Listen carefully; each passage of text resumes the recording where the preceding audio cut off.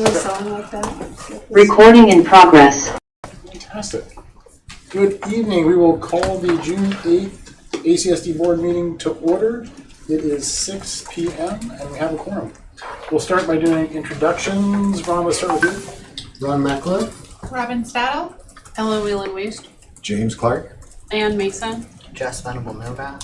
Barb Wilson. Steve Orzak. Jason Chance. Wendy Baker.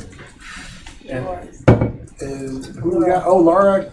We can bring Laura over. And I know Jamie's going to join in a couple of minutes. But we can have administrators in the room. Introduce yourself. Sonia Afline, Director of Equity, Inclusion, and Restorative Practices. Natalie Palazzo, Assistant Superintendent.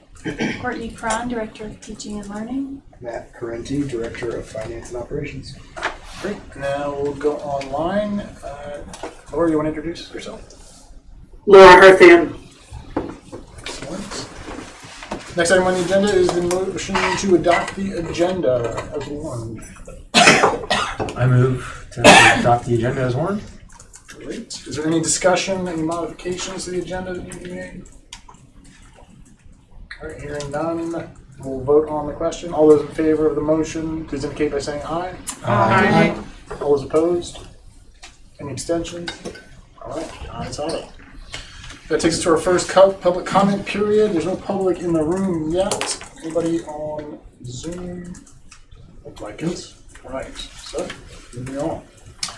Next, we'll take a motion to approve the minutes from our June 1st meeting. So moved. Okay. Any discussion, comments, omissions from the minutes from June 1st? Hearing none, all those in favor of approving the minutes from June 1st, please indicate by saying aye. Aye. All those opposed? Any abstentions? I'll abstain, I wasn't there. Okay, one abstention? I will also abstain. Okay. Two abstentions? All right, the minutes are approved. Next order of business is the approval of ACSD bills. Jess? We've had nothing since last week. Yeah. I didn't approve the bills last, but I also haven't been at the last two meetings, so I don't think. Yeah, there was nothing Okay. since June 1st, so I think we're good. Great. Next up is a report of our superintendent. I thought Taryn was going to be able to join us, but she might just be a little late. So, you guys don't mind, we'll skip over that, and then if Taryn gets to join us, we'll jump back and let her do her elementary school visit summary. Okay. So first item of business is personnel appointments, resignations, and retirements. The one here presented for you is Stephanie Green, who's a classroom teacher, which finishes our classroom teacher hiring. The only hiring we have left is related to specialized services, which, you know, we are still trying to work our way through in terms of making sure we have all the special educators where we need to have them. So that appointment is there for your approval. Is there a motion? I make a motion that we approve the appointment of Stephanie Green, 1.0 FTE classroom teacher. Any questions or discussion? Hearing none, all those in favor of the motion, please indicate by saying aye. Aye. All those opposed? Any abstention? Yep, One abstention. I'm abstaining. So Matt and I are splitting some of the facilities lifts in the district to try to get everything landed the way that it needs to be landed. And Matt has done a phenomenal job working with town Middlebury to try to put us in a position tonight to allow you to authorize signature on a rec park lease, which is a 3-year lease that will get us in where we need to be so that, remember, the skate park grant, right, hangs in the balance. So we need to just make sure we've got all the bones necessary for them to be able to accept that. And also a co-sponsorship agreement, which was a late add from the Department of Natural Resources. So there is nothing in there that is a challenge. Particularly, the lease is very much like the old lease, and except its term is a little bit different. And attorneys from both sides have worked through to ensure that, you know, it's okay. So I don't know what else you might want to offer, Matt, but our hope is that you are able to feel comfortable tonight, whatever that would take, to authorize board signature for both of those two documents this evening, so that way they can move through their process. Without going into a ton of history on it, the original lease lapsed in 21 during its first renewal period. A successor agreement was signed that bought it another year. During that year, it fizzled out again. So the original one, which had 4 24-year or 25-year periods, is essentially legally dead. And so we've been operating in kind of a limbo zone. The statute now says that the town would need a vote for anything more than a 3-year lease agreement. And so this one that we're presenting tonight is 3 with a 24-year renewal period to get to 25, and then we can buy ourselves a lot more years to work with from there. But it will need to, it's 3 years because it basically gives us at least 3 town meetings for the town to put it on the ballot, voters to approve whether or not they want to enter into a longer lease. And so that will be the next step from here, but this satisfies the making it official part of the whole thing. And then Natural Resources separately said, we need 25 years of continuity. You can't show that through the lease, so we're going to do this co-sponsorship thing, which just basically gives them a continuous agreement between the town and the district to the extent that it satisfies their grant requirements, and lets them proceed on that. Okay. Go ahead, Steve. What I'm reading here is that this is only for the skate park. It is not the lease with Parks and Rec, the overall lease that we have with them. Oh, that's the second one? Yes. The joint sponsorship agreement just essentially signals that that skate park will be in joint custody through its usable life and the construction phase. And whatever happened with the pump bike? Pump track's already built. And we don't have to have a lease with them, or? There, that was not funded through a grant, so that's part of the rec park, which would be governed by the lease agreement between the town and the district. And then Natural Resources, the grantor, looks at the joint sponsorship as a commitment between the district and the town to have a continuous working relationship for at least 25 years, which protects the investment of the grantor in providing those grant funds to the skate park project. Other questions? Yeah, go I ahead. have a quick one. Just thinking about the other conversations we've had, and it's not something that's contingent on my voting now, but should we drop a map and attach it to this agreement so that it's really clear what we're entering into agreement for specifically when we're all happily retired in 20 years and the question comes up? Okay, that's a great observation, I think. In the lease, there are some specific boundaries noted, so that is kind of the way that is organized.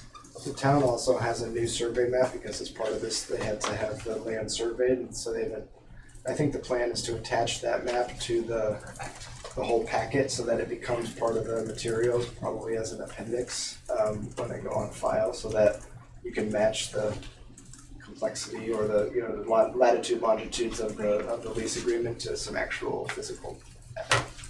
The lease agreement states that Appendix A will be the updated map. Okay, good, and we have that. So It's not included in your board material. Other questions or concerns? Yeah. I missed the discussion, but I read the minutes, so I'm just curious, Matt, if you have any idea if Ethan Murphy or other folks who represent the skate park board feel like this meets their needs? I believe it does. I think that what we've heard from them is that the joint sponsorship agreement was what they were advocating for, because that was what Natural Resources said would satisfy the requirement in short order and allow them to meet their end of the month deadline. Other questions? I have a quicker question. The joint agreement doesn't have like dates. It has a date that it goes into effect. It doesn't have any sort of end date or expiration date. Is that on purpose? Or?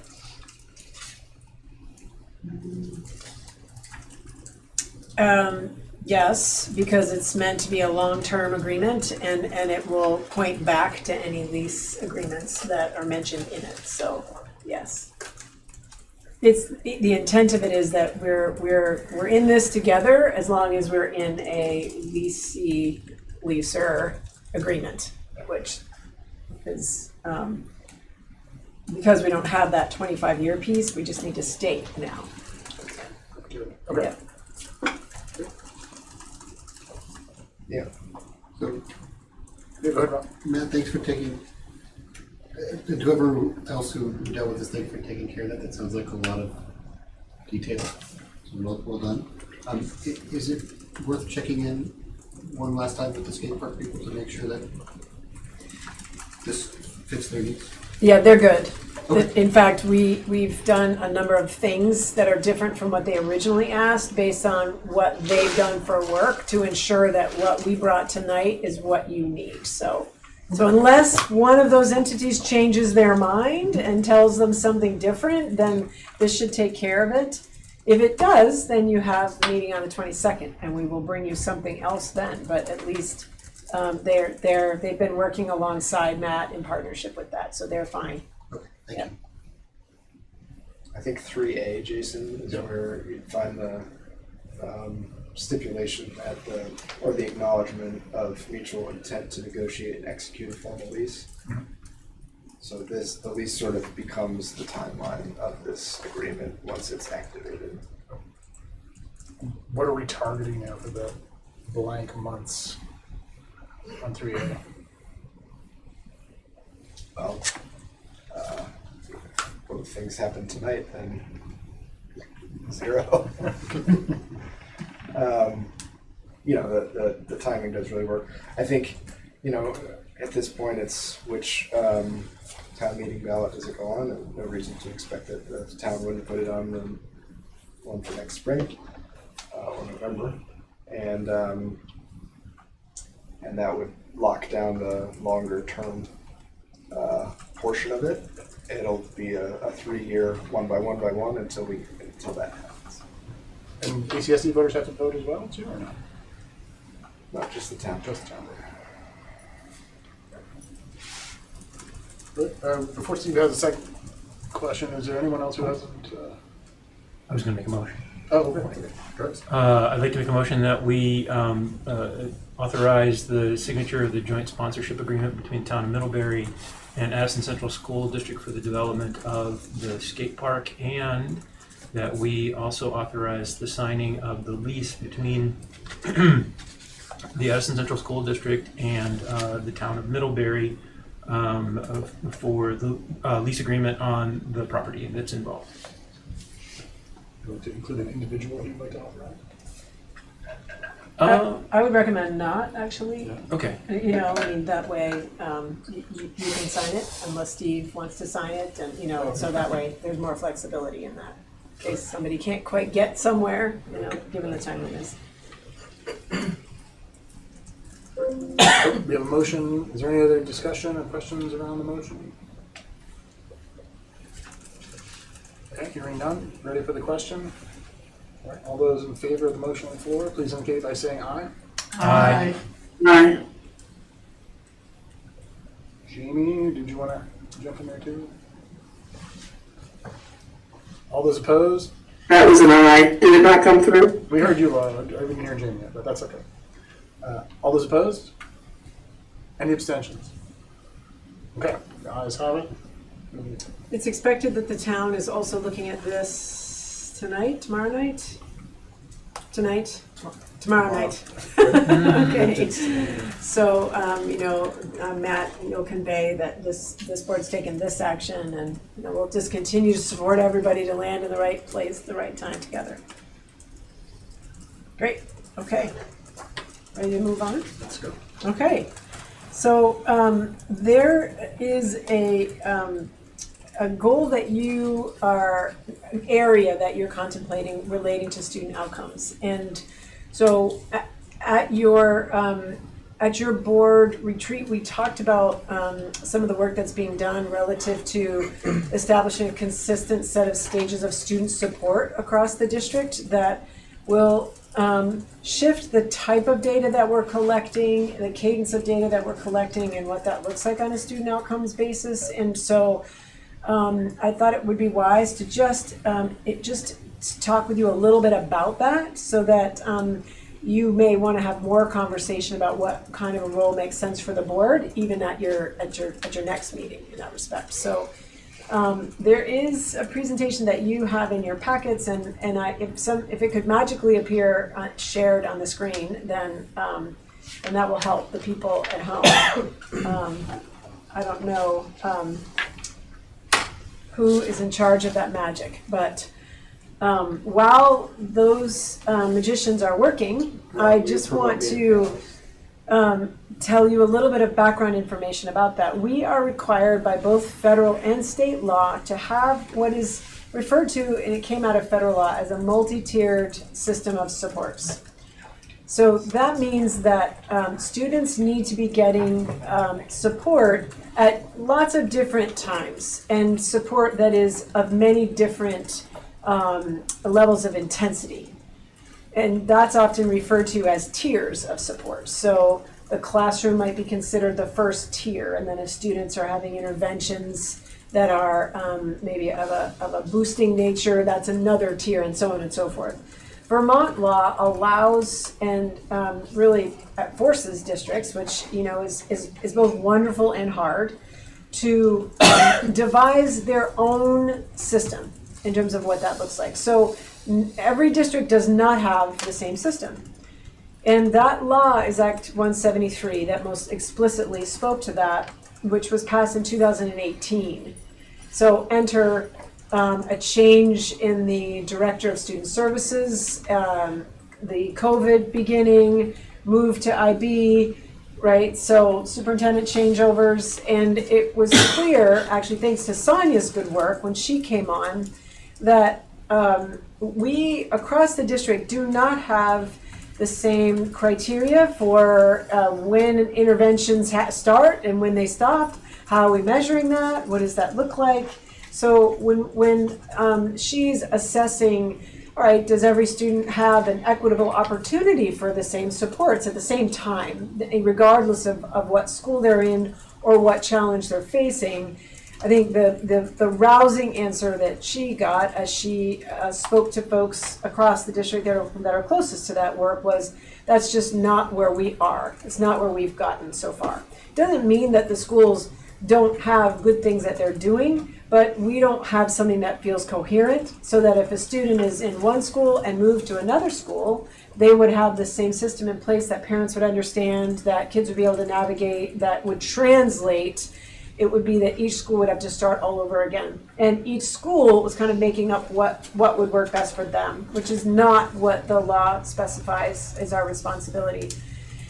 So given that, Courtney and Nellie and Sonia and I sat down and tried to pool our collective thinking about how we could best put something together that was understandable for everyone, clear, and reflective of all the best practices that are happening across the district, the wonderful pockets that we have. Sonia, as you know, comes from outside of Chicago. She has a background very specifically in this work. She was the dean, right, of MTSS in her former role. Nellie from New York has also, deep experience in this particular area. Courtney has deep ACSD experience and knew the ways in which the things that are currently in place and evolved.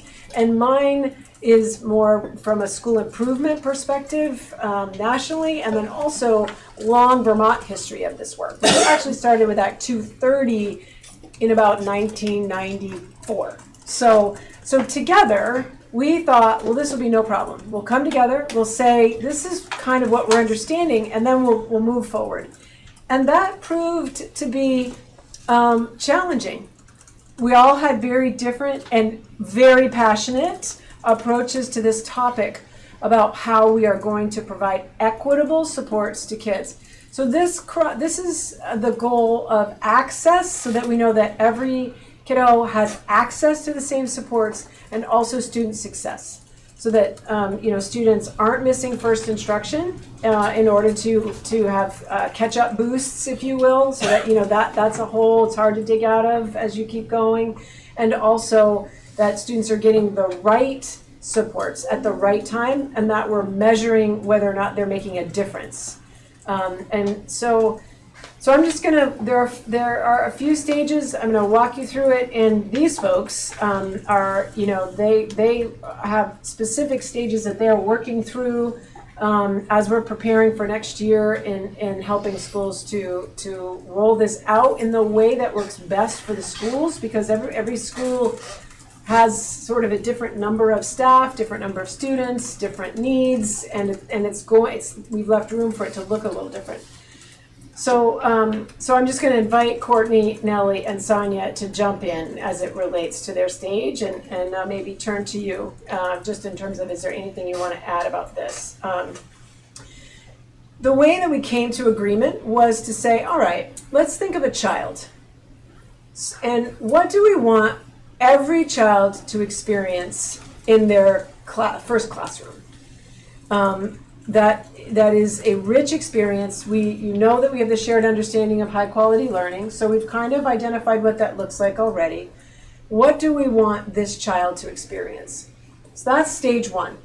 Every child should have access to the same things depending upon their grade level and what that looks like, and agreements that have been made there. We've talked about the Bridges math program, for example, and a different level of implementation, where this year I think most every one of our K through 5 kiddos have gotten through at least most, if not all, of the Bridges program. That was not happening before necessarily. So that's an example of, we want a child to have the full experience that we've designed in each one of our classrooms. That is the universal expectation. Courtney's team is working on being very clear about what that is, so that way every teacher that's coming into our district knows what that is, and we are all committed to doing that thing. Even when what we think is that a different thing other than that thing is the thing that should be done.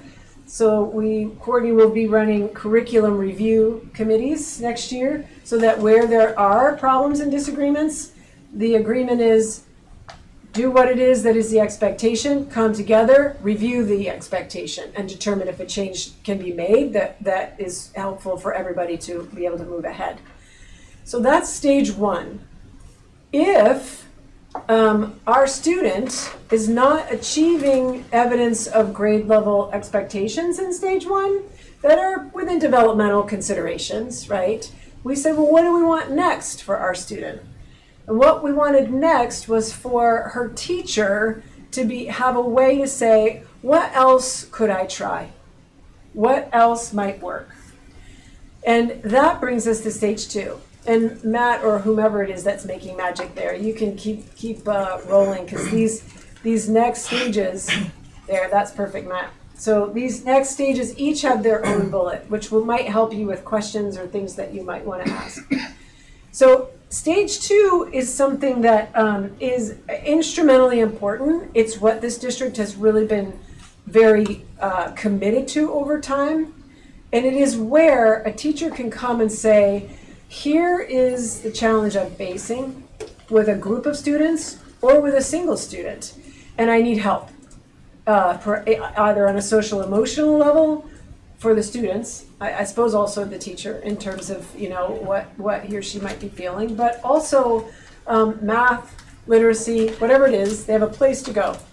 So the idea is that in each school there will be a stage two that will have either an A team or a stage two team, depending upon what the final thoughts are about the names of that team, and they will help. Curriculum coordinators, instructional specialists, other teachers that have experience in various areas, perhaps a special educator, people will be there to try to make sure that the teacher has the support that they need in order to be able to answer the questions. We move on to stage three when that team is satisfied that the teacher has done everything he or she can for the student in the classroom. meaning it's all in place, and now the student needs supports. There's nothing else that can be done in order to move the student ahead. At that point, the team that's in stage 2 refers the matter to the team that is managing stage 3. This is a team that will probably be familiar to our teachers. We used to call it an EST, an educational support team. There are many other names for it now, but most schools have a situation where there are a number of people who get together and they try to create a holistic view of what's happening with a child. What does attendance look like? What are all the data points around a child?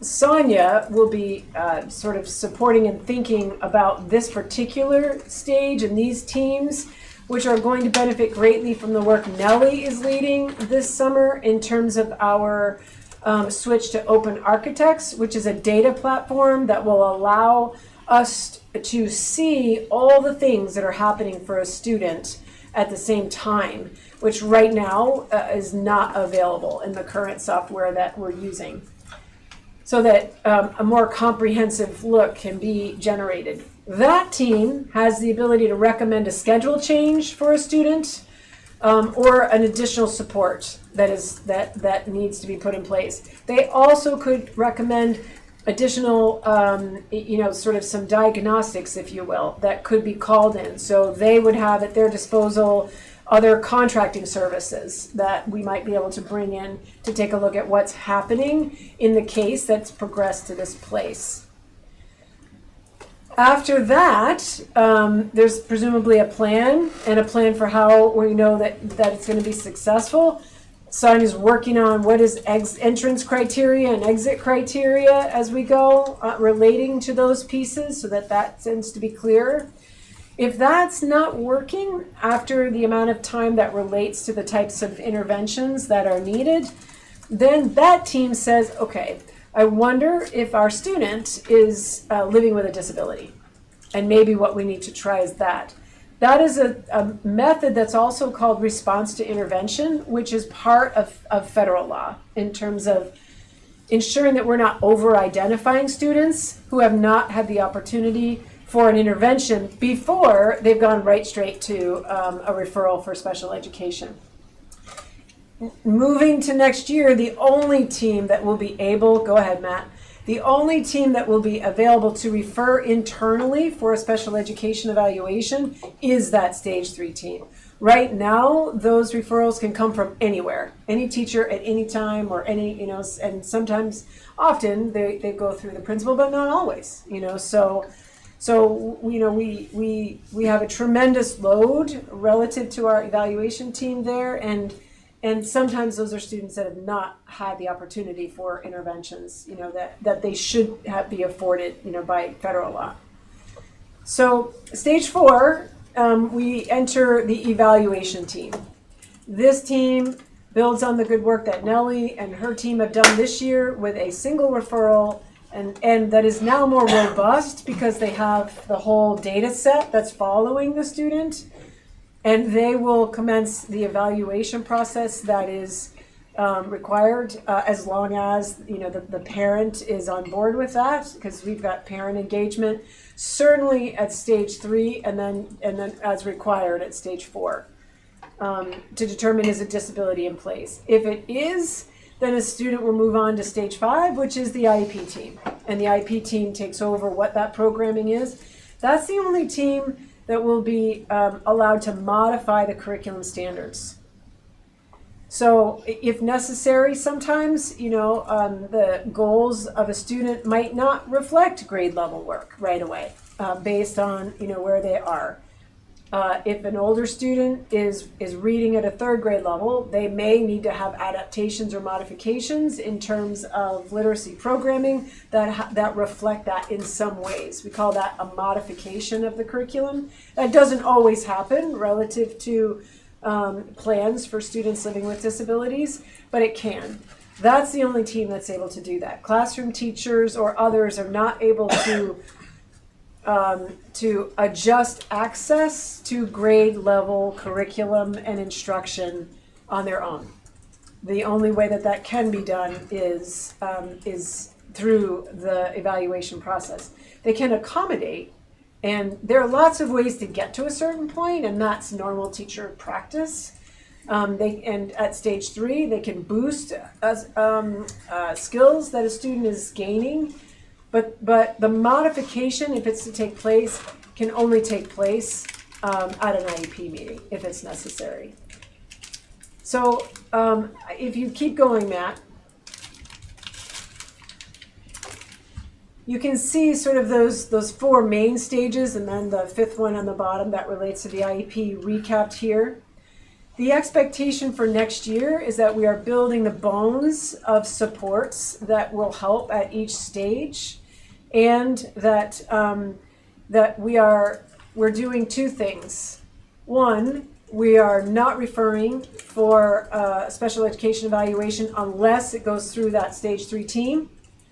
And 2, hopefully every student that is gaining an intervention that requires a schedule change has a plan that relates to that stage 3 piece, so that we are starting with some more equitable entrance and exit criteria, which vary widely, in terms of when a student might be sometimes pulled from first instruction to have a separate group to help with a skill versus staying in first instruction, and not necessarily having that expectation. So it will take us 2 years, in my estimation, to fully implement this work. However, we're going to give a start. There are lots of folks that have had the opportunity to hear this presentation slower with practitioners, so that because we talk more in detail about various parts of the craft along the way, and have given input into some important things for consideration. That will continue on June 15th and 16th, where there'll be additional opportunities. That feedback will all be coalesced. We'll do some work in the summer, and the leadership retreat that takes place August 3rd, that week, will all be focused around this and what that looks like in terms of implementation. Buildings will be in different places in different parts, so we'll agree together about what are our common agreements and how might we move these things forward. So there will be a lot more data generated. There will be internal data, like as Courtney's presented around, so the writing prompts, Bridges unit assessments, all of that will be in there. It will be much easier to cross-reference both social emotional data and academic data relative to students, and the reporting capability out of Open Architects is pretty amazing. So you will see that come together next year as you have different types of reports that the board accesses. Before board questions, and turning it back to Jason, is there anything that the staff would like to add or speak to relative to something I've forgotten or didn't say correctly, or is just important, relative to the part you're focused on most? This would be the time. No, thank you. Outlined it pretty well. Okay. We talked about a fast track, which would be like certain circumstances might be a reason for a student bypassing some of these stages. For example, an unexpected event leads to the need for going directly to stage 3. Yeah. Or it's stage 5. Or stage 5. Or stage Right. 5. Like Yeah. a student that breaks an arm gets a 504, right? Yep. Students that had car accident, TBI, 5 IEP, right? So we will draw this, and this will be Emily's good work. She made this, by the way. You should have seen it before she got a hold of it. She actually laughed. It was this. Yeah, it was a hard day.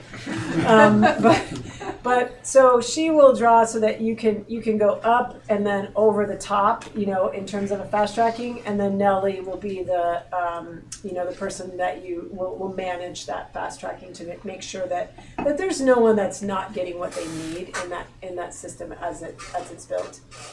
Schools are going to be they typically will identify students for intervention caseloads in the spring based on spring screenings. And so they will be continuing to do that with their highest risk students so that we're not missing anything there. And then others, we'll see sort of how that next year moves along. The kids grow a lot in the summer, it's a long time in the life of a child. So we'll kind of just see what that looks like. Anything else? Okay. Questions? Oh, go ahead. I had a couple. I'm curious, knowing that it's going to be different for every kid, but I'm curious if you've gamed out at all how a move to this kind of staging process with multiple levels of intervention, in most cases before someone ends up at stage 3, 4, or 5, what length of time that might take and how that'll compare for I know there's no average, or I'm not asking for an average, but sort of how that would compare now. And if there are any concerns or any kind of ways, I hear you on fast tracking, but just curious, does that mean a kid goes through 3 years of not quite meeting grade level before, in stage 1 and then stage 2, and then it's nope, now we're at stage 3. I'm just curious kind of how you're thinking about the timing of it. So I would say, when you're thinking about the stages, it's nice to look at it in a shortcut kind of way, and I like to write them down. So stage 1 is called first instruction. That's 100% of your population, right? Stage 2 is teacher support. So when you look at it that way, right, teachers this is just the only difference in our stages. Then now we're focusing on the teacher instead of immediately assuming that there's something wrong with the student, right? Your stage 3 is your student support. And that can be anything from 6 to 8 weeks to a quarter right? So it's because it's independent pertaining to a student and their needs, right? And fast bridge and data collection and comprehensive screeners and all these other pieces that help us decipher where the areas of concern are. And it's not just that year. We could be looking at previous years and information like that, which is why it's so individualized. And then when we're talking about evaluations, that's formal evals, right? That's special education evaluations. And there's a big difference between a formal eval and a screener, right? A screener is just kind of trying to get a general understanding of where something might be going on, where an evaluation is very comprehensive and it takes everything. So when you look at it that way with stages where you look at the big picture dropping down, then it helps you with the scenario of it's not going to be 3 years. It's going to be probably a year or less, depending on the kid. Does that help? It does. And again, I wasn't assuming it would take that long. No, but I was but curious kind of how where those checkpoints. Right, but because, right, after being here a year, it's fair question and it's a fair concern that someone would think, oh my gosh, my kid's going to be here for 3 years. So that's why I want to say, with the stages, when you think of first instruction, and then you think of teacher support, and then you think of student support, and then you think of evals, then you're knowing that you're looking now for the phases and the stages, and you're getting that comprehensive data in every single stage. So it kind of supports each piece. So it might seem longer, but it's not, because now you're fine-tuning what you need for that particular kid. I had one second question, which is, to what extent does it feel like we already have the human staffing resources to build these teams? Or how much does it feel like in the 2 years or so it'll take to implement it, we'll have to be creating or redirecting certain positions to filling out these teams? So it's easy to answer for me when it comes to stage 4 and stage 5, right? Because that's an evaluation team. And then that's special education. We all know what the special education concerns are, right? We struggle every year, and I've only been here a year, but I'm I can't spend any more time hiring. It's every day looking at school spring, right? So we're doing the best that we can, growing our team and making sure that we're doing the best that we can to get a full team. But that's the staffing there. I will let Courtney answer stage 1 because that's her realm, and I think stage 2. Yeah. And stage 2, right? Because first instruction but then also give Sonia the ability to answer stage 3. But I think we have the teams.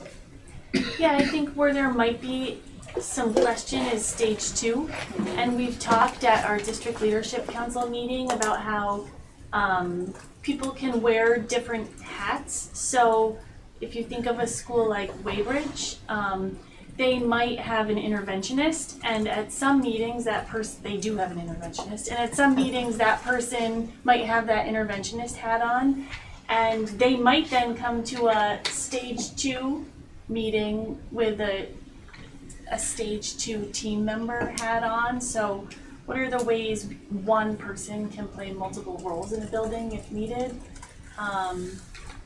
I like the way you said, maybe, I forget exactly what you said, Ellen, but like recalibrating of roles could be possible. Mums posted for a second literacy instructional specialist this year because they have one this year for the first time and they see where the model's working and wanted to expand on that. And part of that search was with this stage 2 in mind, but as a student of 350 students is really different than a building of 100 or fewer students, so I think it depends.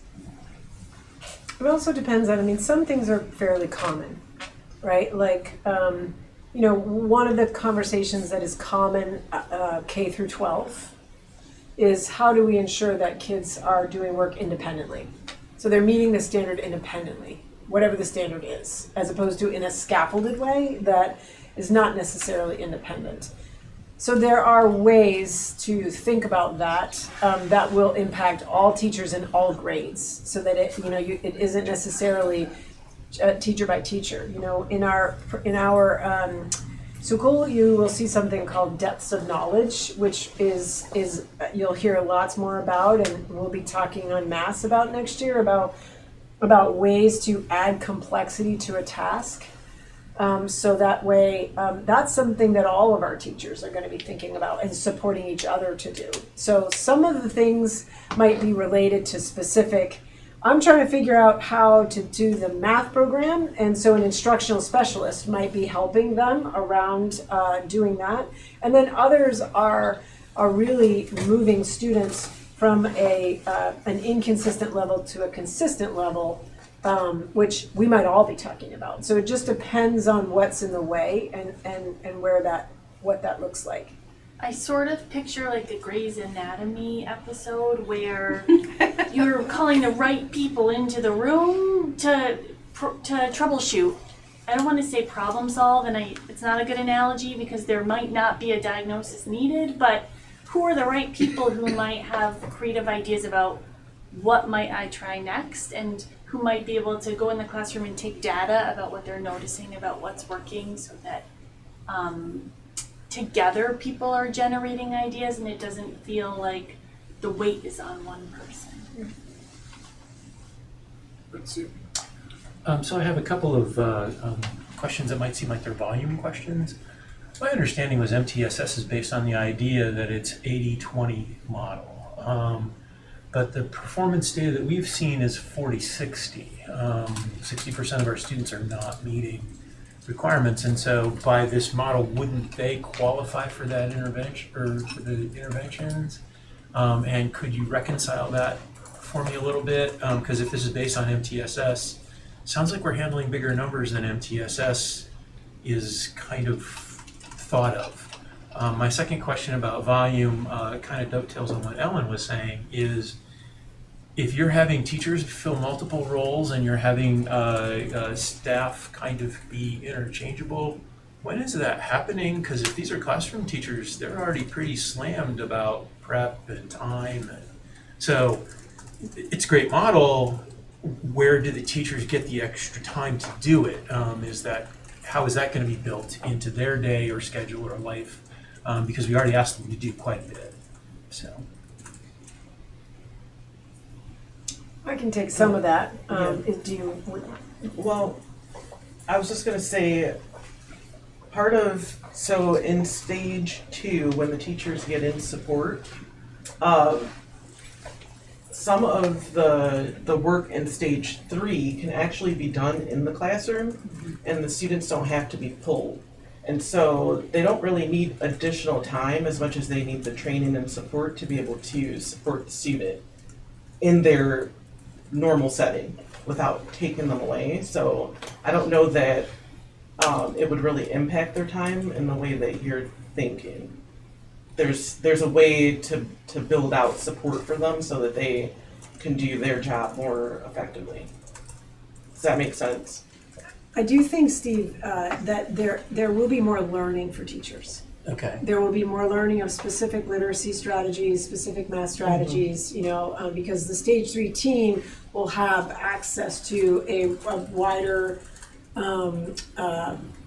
menu of those things, and we will be able, to help people understand more clearly what to do in the classroom. So I do think there will be more learning for teachers, and that's why, it takes time, right? And we allow people to take that time. Some of the professional development that you saw in the weekly update relates to some of those areas, and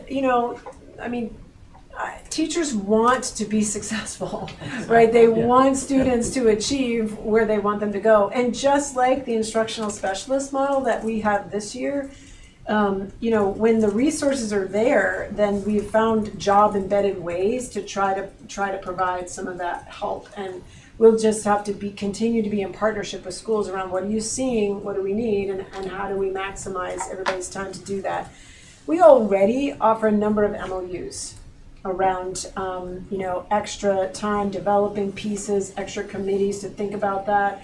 So to Ellen's earlier question, we could have some redirection of some of that, in some of those areas as it relates to ensuring that everybody knows the thing that they need to know. So that's what I would anticipate the most. I think your point about the 80-20 is what this is trying to get at. Exactly. Because there's a question of, is a student not, do we not have evidence of grade level learning because it hasn't been taught? Or because there is a barrier or there's something in the way? And I think 60-40 is, an average district number, and it's quite not that in some individual schools, but allowing more people to support the universal instruction. The hope is that we're catching more students from going into Stage 3. Once you have a schedule change, regardless of what grade you're in, you're giving something up. There's not an extra half hour in your day where you're going to go have this support, so it is likely some sort of first instruction. So any strategies we can use to keep students in that classroom will ensure that we're not inadvertently creating holes in their instruction while trying to patch something. And it also ensures that there's if and when a schedule change comes, there's a good team considering what's being missed when that change, if it has to happen. Like Sonia said, maybe there's resources that can push into the classroom too. And each stage is different, right? But response to intervention, the model of that also varies at the grade level that you're at, right? Yep. So response to intervention, and I'm going to use that versus MTSS. Response to intervention can be academic and can be behavioral. So most of us think response to intervention and we automatically think about ELA and math, but that's not factual. It's also behavior. So when we think, and right. So when we're thinking about response to intervention in an elementary classroom, it's completely different than what we would do in a middle school classroom. And it's also completely different than what we would do in a high school, because all three levels have different goals, right? So for that reason, the model of what we would do in a first grade classroom where we're learning to read, for example, would be completely different than in a fourth grade classroom where we're using reading to learn. So I would say that it would be very hard for us right now to tell you exactly what that model would be because of the data that you're asking us to focus on, because we can't tell you that because we're still trying to build this with the support of the principals, with the support of the teachers, because our primary goal is that we provide equitable access to all. That is our primary goal. Once we have equitable access to all, then we'll know that it's working, right? But that model may be looking different between our primary and our secondary. I think this is huge. I really think this is huge, and thank you guys for doing the work, because when I think about, and my limited experience with education is, I've had a little, when you have a child that's struggling, and my experience has been so often, and math is my example, as we all know, the teacher really doesn't know how to quite put it in terms that that child can grasp onto, right? And so by having this extra help, having someone come in, oh, have you tried this? Have you tried that? Now I could see where we could get to the 80-20, right? Whereas in the past, I've always been kind of skeptical of how is this model gonna work? And in the past, I think it was so much easier just to pass that child on because the teacher didn't really have the resources they needed to be able to, keep the classroom going for the students that they were able to reach, right? So I think this is huge. And I look forward to kind of hearing, the results in the future of how this is gonna, move us forward. But I'm very positive and up on this. I think it's going to be a really good step in their direction. Obviously, it's always a work in progress, but I think this has potential to really move us forward. So thank you. Other questions, comments? One of the things that you've talked about a little bit of as a board is like does the board set targets, things like that, and I've said, that's something we probably should talk more about. And an example of that will be, as Sonia begins to work with our teams around, okay, what are entrance and exit criteria, relating to stage 3, and what does that mean? Those will be set based on, on a sort of internal analysis of where performance might be in grade level expectations across many grades and what that looks like. And there are other districts that have documents that share that. Courtney shared one, actually it's nicely put together from Mount Abe School District that has some of those pieces. So our internal technical teams need to work with that in order to be able to see where we are. And then that's something that can be shared with the board, and then you are in a place where you're like, oh, okay, so I see that there are these interim measures that we're looking at. How is that working, and what are we seeing? And families can see that as well, so the data system, that we are developing is going to produce reports for families that's going to allow them to engage a lot more thoroughly in what's happening and allow them to say, hey, I'm seeing struggle in stage 1. Can I talk to somebody about that? Is that, what does that look like? And is there something that, like, what happens? Do you go to stage 2 now? Or, you know what I'm saying? So that there's more of a discussion. Emily's going to be making a different set of slides and materials so that for parent engagement around that we will be sharing and thinking about, so people can understand where their students are, what's happening, and when to ask again, when to, or what to look for in the meantime, which I think will be very helpful. Go ahead, James. Somebody might have said this and I just missed it, but does this model work in the other direction as well for students in need of enrichment opportunities? Do they have a process that provides the same kind of supports to help them? Sure. The answer is not as addressed through here, but it is a worthwhile question and something that is important that we don't lose in that regard. So thanks for raising that. The federal and state laws go in the other way, to make sure that our constitutional obligation for a free and appropriate public education is met, right? So that's why it's framed the way it's framed. But that's an important question. We don't have a good answer right now. One question about parent notification. You said parents have to be notified in stage 4. You're going to be notified in stage 3, but are they not currently notified in stage 2? Well, there is no stage 2 that's official right now. Oh, okay. So as we keep going, the notification you would assume would happen is that, the classroom teacher has talked with, the caregivers to say, hey, we're having some trouble with this, here's where we are, what's happening, sort of those conversations are beginning to happen in those ways. we'll learn more about how best to formalize those if need be, I think, as we keep going. Other questions? You just made me think of a question with your question. So what about the on-ramp for parents? Because I imagine sometimes parents are the ones saying, my kid's identifying a need, and are they having that conversation at stage 2 with the teacher, or would it be with somebody? It should be their classroom teacher. They should be having that conversation in stage 1 with their classroom teacher. Stage 2 is really around teacher supports, where we're looking at that, which, one of the things that came up from the staff is, well, what if you have some teachers who are like asking for those supports right away and others that are not, maybe they're shy about that. What does that mean? And that's where the data management that is in place really, is able to play a different role. If you remember, a large portion of our district will be doing STAR, which is our new universal screener that will take place in the fall. That's aligned with VTCAP. Out of that, all of that will be dumped into this new system, and then folks will be able to see, all right, what does this all look like? And principals will be able to see all that and be able to check in with classroom teachers around, okay, what are you seeing for classroom work?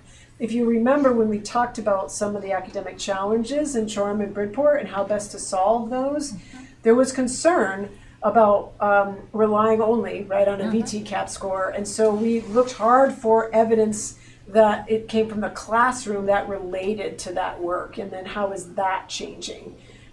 Because if that's there, then that might be different. If it's not there, then that's something that our building principals and our curriculum folks that are in the bigger schools are able to begin to have conversations about. So there should be, it should be a change in conversation at stage 1, because that data will be available.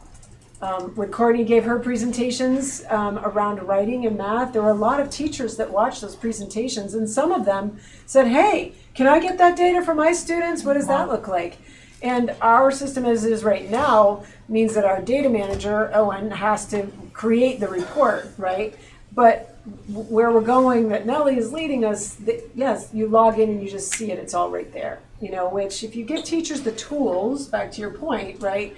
I mean, that's their work. That's the work that means the most to them, having students be successful. So I think there'll be a lot richer conversations at stage 1. And then, stage 3 becomes, all right, there's something we're trying to figure out. Parents need to be notified at that time.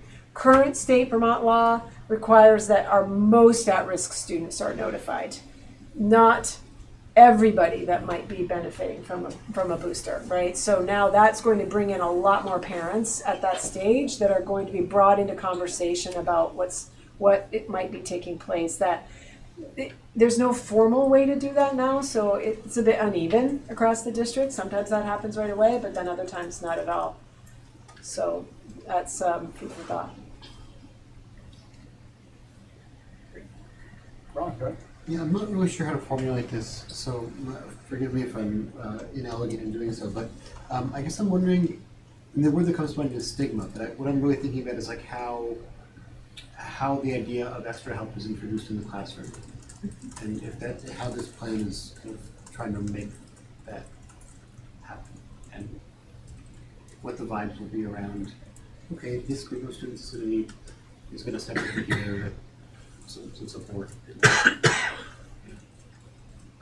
We have expert help in, I would say, all of our various classrooms, not every single one all at the same time, but pre-K through 8. Currently this year with the instructional specialist model, there's often 2 teachers in the room at once, and they're doing pre-planning around what is it going to look like when this class unfolds. What are you going to say? What am I going to say? How are the groups moving? And how over time are we switching up groups so it doesn't feel stigmatized? Sometimes the groups are really intentionally heterogeneously mixed by ability. Sometimes they're not. The same is currently true in some of our schools with interventionists who are pushing in to do what we would maybe call your stage 3 work. They're talking with the teachers outside of class and saying, okay, when I come in, I'd like to have this small group. I'm gonna work with them, I'm gonna do these skills. Can you do this? Or they flop roles. So I think it's already something that's fairly regular in our classrooms. I would agree. I think, right, special education teachers push into classrooms every day. It's a regular piece of their continuum of service. So I do not believe students feel that it's a stigma when another adult comes in and walks in to provide extra instructional support, because they don't see it as anything except a teacher is providing them support, right? Like they're just getting extra help on something that they may need. I think we carry the stigma, not kids. Or a stigma without that co-planning time. A stigma that sometimes goes the other way is really highly qualified professionals in the room get perceived by students or teachers as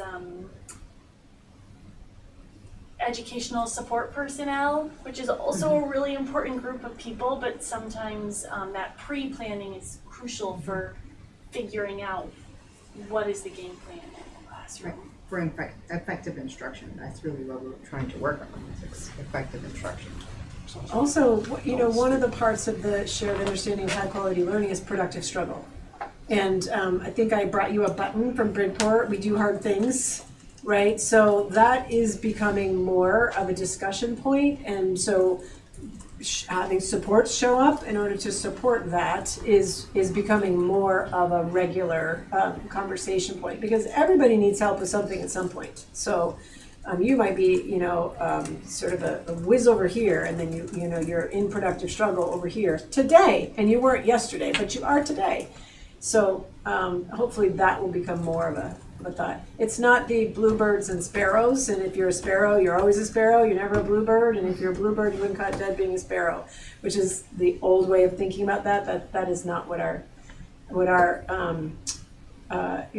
classrooms experience now. In fact, by making the criteria for interventions clear, especially interventions that require a schedule change, then it actually prevents any kind of, I'll teach these kids and you could have these kids over here that need that, right? So it actually is probably going to work in the other direction, because we're putting more tools at the hands of the disposal of our teachers that see the kids the most.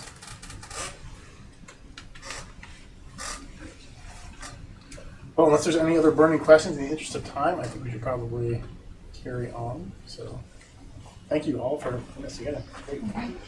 So, next up is legislative updates. I just wanted to draw your attention to two things that I put into the spotlight. They are documents that I would love to say I created, however I did not. They've come from the VSA and VSBA often kind of work together to digest big legislation, and as I mentioned to you, there would be more digestion that occurred. So one of them is around the cooperative educational service areas. It has timelines and reminders about budget allocations for the legislature, so that in your spare time you can read, like, all right, what really are we doing here? What is the idea? And the same is true for the Union School District exploration and formation in terms of the voluntary merger process. So these two documents that are linked in your spotlight are supports for you to be beginning to digest what that really looks like, timelines, allocations, things of that nature, as it stands right now as the legislature has adjourned. So I'm happy to answer any questions that are burning about it. Otherwise, I just wanted to commend those to you, and we certainly can continue to talk more about that. Matt is going to work to put together some draft materials for a joint meeting of the Facilities and Finance Committee to take place next week to begin to unpack the yield bill. I shared two things with you about that that relate to modeling the Joint Fiscal Office did, which is a nonpartisan office that tries to determine how much things the legislature dreams up cost, what their financial impacts are. they've created some documents about, okay, if we are at the excess spending threshold of 115.5%, what does that mean for districts across the state? One of the things that I saw in that one piece that I shared with you that is interesting is, there's a lot of discussion about if we are at scale at larger sizes, say a 4,000 student district versus a 1,500 student district, or an 800 student district, that our cost per long-term weighted average daily member would be lower, naturally. And some of those materials actually have all the costs in FY27, long-term weighted average daily member, for all of the districts in the state. And I know the sizes of those districts, and I could not find a pattern, which was interesting. I couldn't see that, all the 4,000 student districts, have a lower long-term weighted average daily member cost. And ours is about 15.6, for FY27. So that information is there also, which if you know some of those districts, it's just kind of interesting, to begin to see as we move into this next phase of really looking at the facts of our regional area and what that looks like. Any questions about just that right now? Or I don't expect that you've digested these, but they're there for your consumption. Since the legislature has passed this new floor, it goes in effect in the future. It doesn't affect the current budget, right? The one that says excess spending threshold is 115. That's for FY28. For 28. Correct. Right. So yep. we've got some time to react to that if we need to. 4 months. Yes. I think, right? Yeah.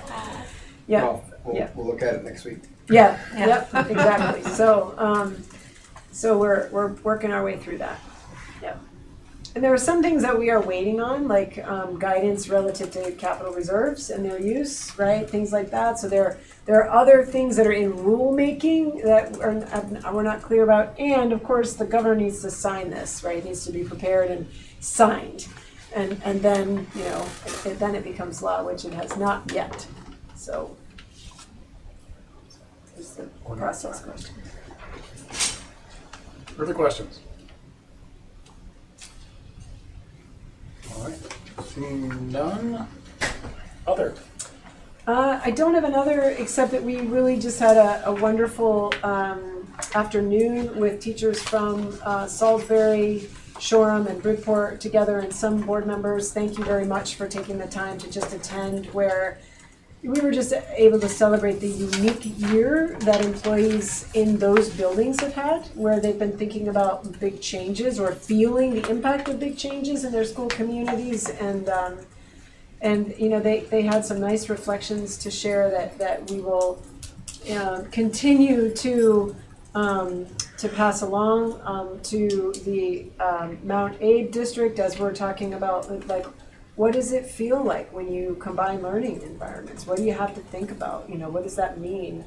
Most people are really most interested in what are the savings or cost. Right.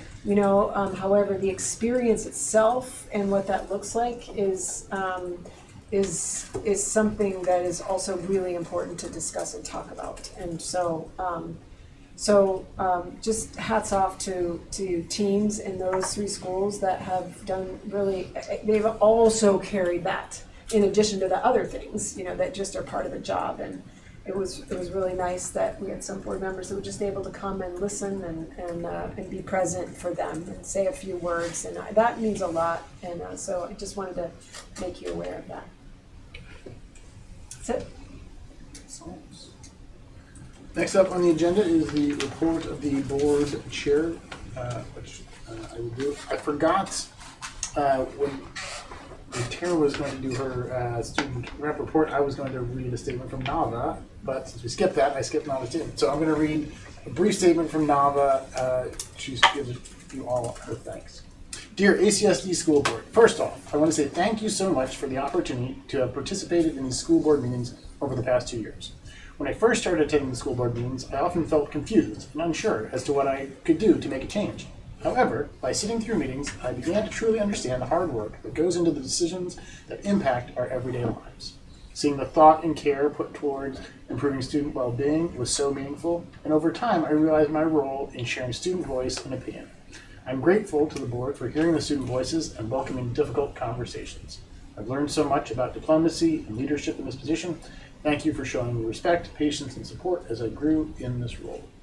I've truly enjoyed my time as a school board representative. As I go off to the University of California, San Diego next year, I know I will use the leadership skills I have learned in this position in my classes and other activities. All the best, Nava.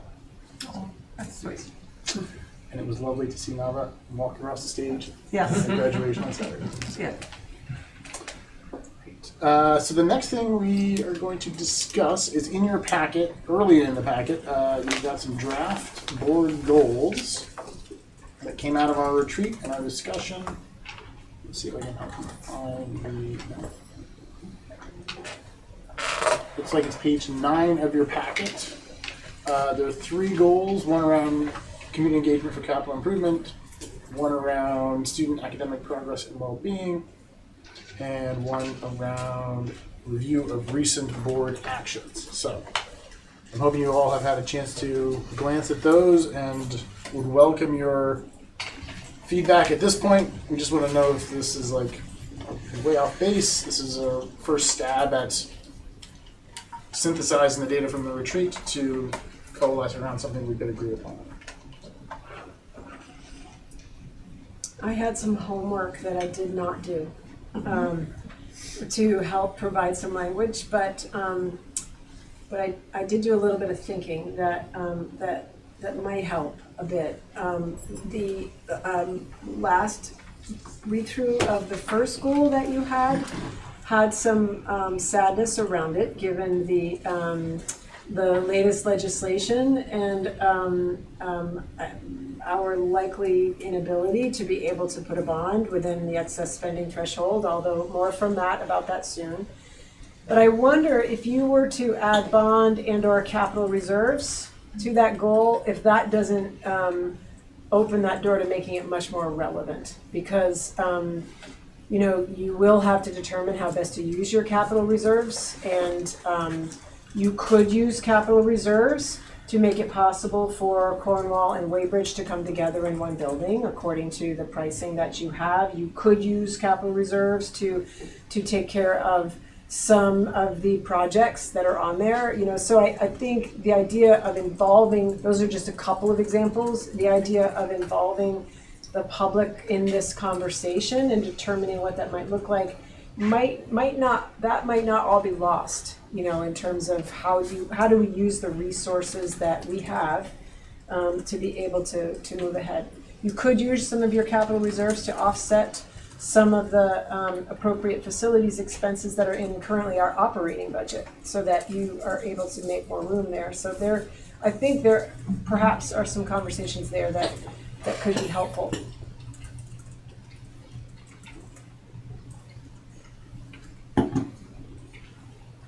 I mean, my instinct has been for a while now that we need more feedback from our communities about the future and what we can hope to achieve.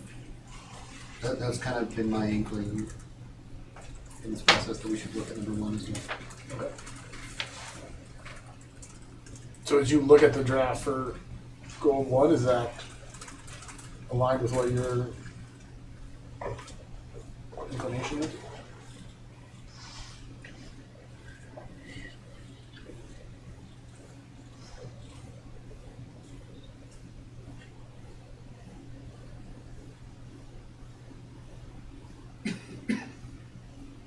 I mean, I used to proofread, so I don't like the word multiple twice in one sentence.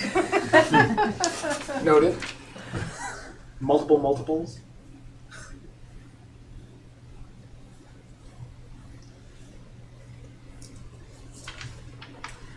Would it be diverse methods to provide multiple opportunities?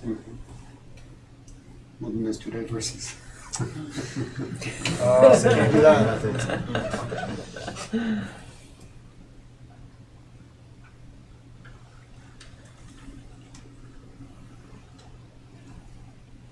I mean, maybe instead of, is it worth, instead of talking about language, thinking about the kinds of feedback we'd like to get to help us arrive at some kind of a formulation?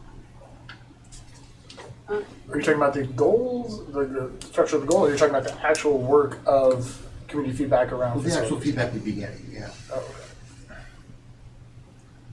Go ahead. I was going to make a wordsmithing suggestion. Could it read, follow its community engagement policy to use methods that provide multiple opportunities for diverse stakeholders?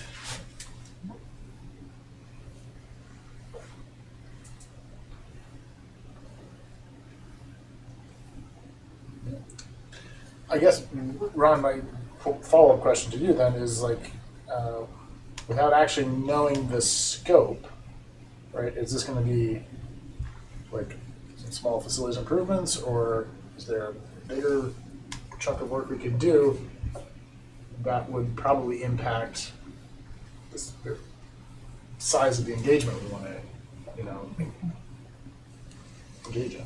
So, yeah, go first.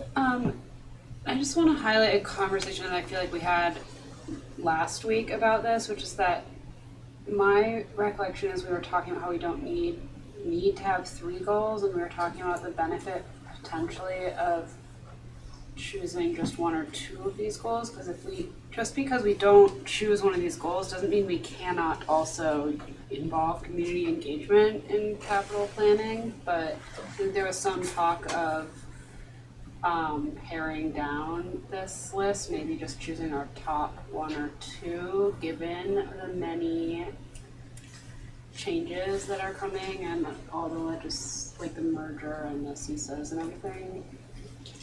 I just wanted to revisit that point. Because there's 3 on here, and I think there's an assumption that like, oh, that means we're doing these 3, but my feeling was that our conversation last week was like, maybe we shouldn't have all 3, maybe we should just choose 1.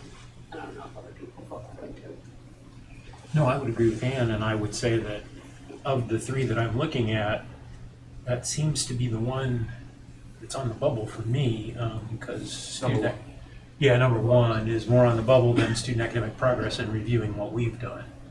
Those seem to be much more, I don't know, central to what we're trying to do here. I mean, I understand the facilities is important, but Oh, you're saying 2 and 3 feel central? yeah, I think that was how I felt too. 2 and after our 3 feel like they would have priority over 1. Not that 1's not important, it's just 1 feels like also feels like so much of a question mark. Although I do really like the edit you suggested, but if we were going to keep that in, but that was my feeling coming into this meeting was, again, with the recognition that this doesn't mean that we're not going to involve the community, but we've done so much work, even just like in the meetings that I've come to since I joined. I feel like there's been so much talk and work on academic progress and wellness, and so much discussion of we should really think about reviewing the impact of our decisions, like how's the merger going, that it feels like we're making a lot of good progress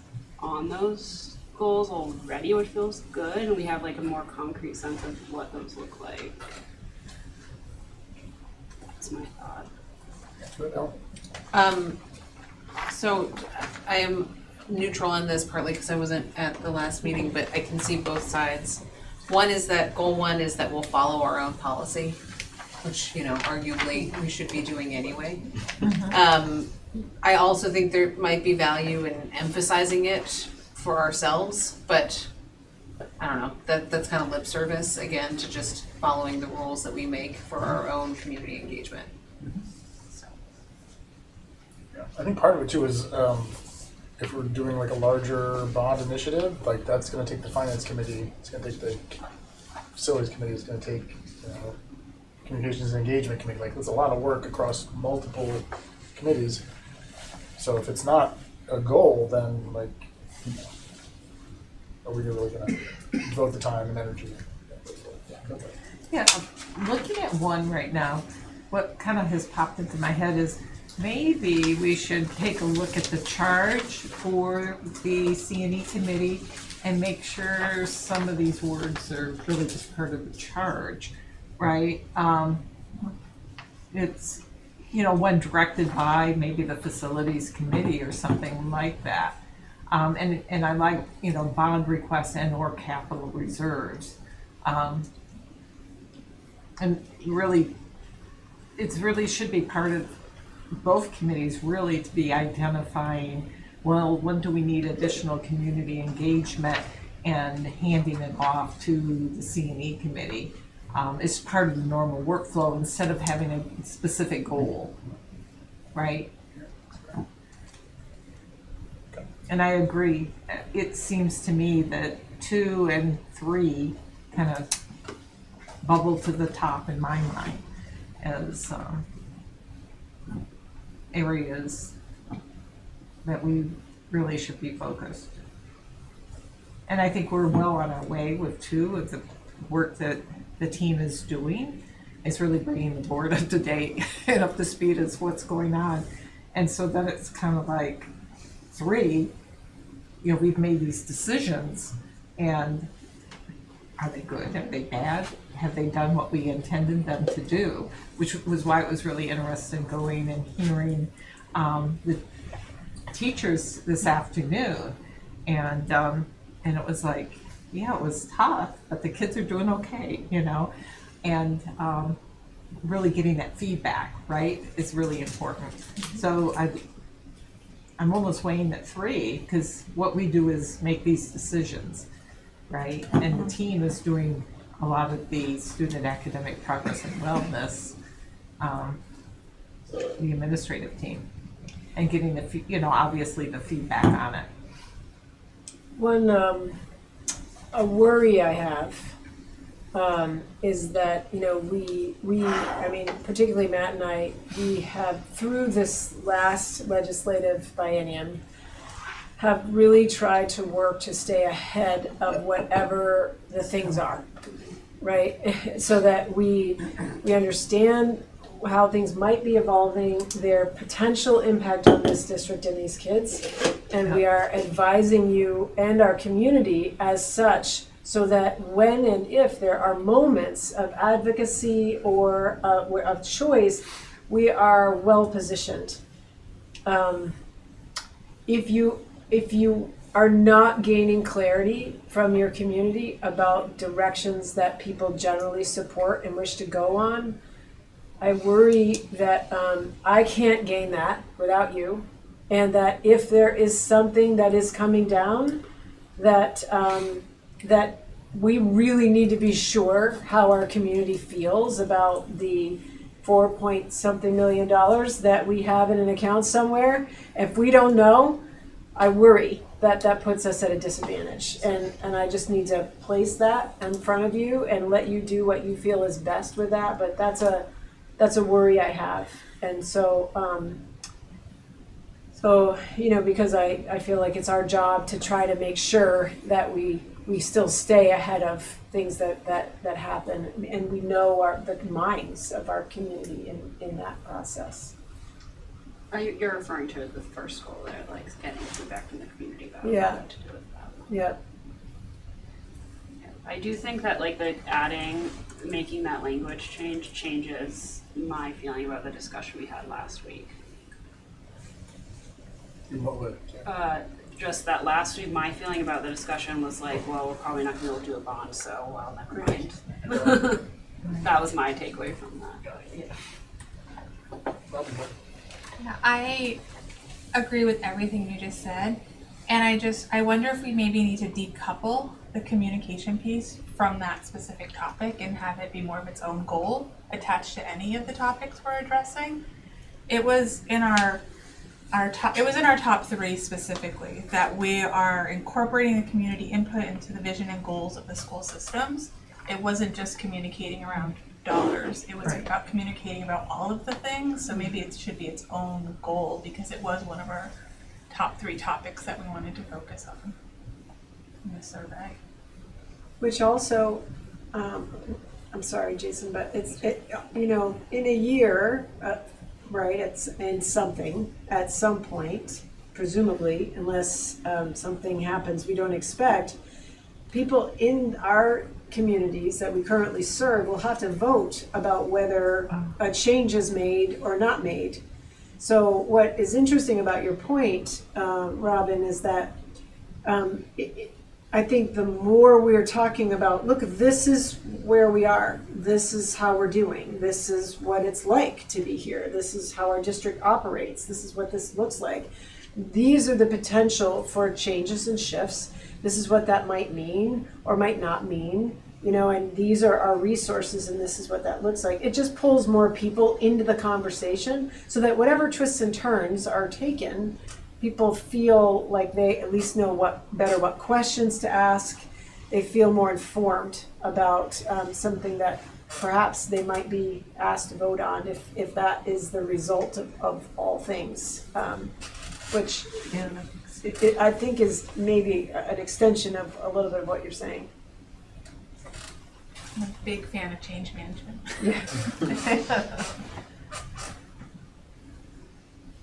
Yeah, so I think part of it too is like, if you look, the DQS standard that's under goal 1 is exactly what you just cited. And the idea of the goal is like, all right, how are we gonna get better at that DQS standard in the next year? Like, what's the focus area? So we could make it very broad and just say that, yes, we're gonna address that DQS standard and get better at it. The idea of the annual goal is to say like, all right, this is how we're gonna do it a little more specifically. And I think we can. I think because it was tied to some of the other ones, like about being specific and measurable. Like we can say, I am still a newbie, but I feel like when we talk about community, we often are talking about our school communities. Mm-hmm.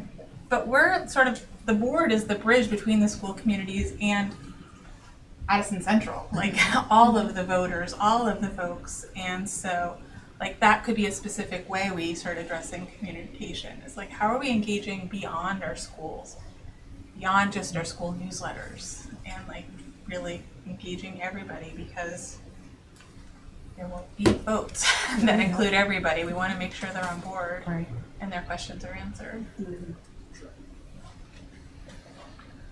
I haven't fully thought this out yet, but I wonder if, like, in light of what Laura said and what Wendy you were saying, like maybe a broader but still somewhat specific change to this would be to talk about informing and getting input from the community about, I don't know how I would want to phrase this, but something regarding all the changes that are going to get voted on in the next couple years. Or at least discussed. Yeah, just like so that, because I do think that would be helpful for the community to have a chance to, I mean, we just talked about having like town halls, but maybe one thing we should have thought about was like, one, to talk about what did the new law say about the voluntary mergers? What does that mean? What is the process? What are we doing? What feedback can we get from the town about that?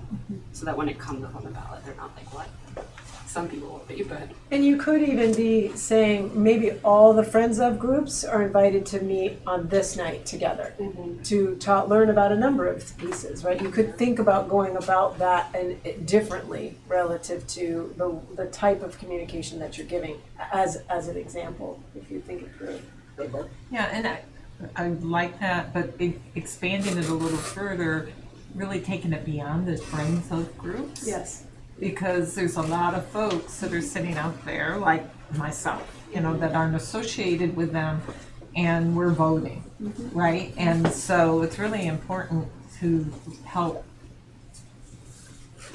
foster their understanding of what the implications are coming down the pike and how it's going to affect our district.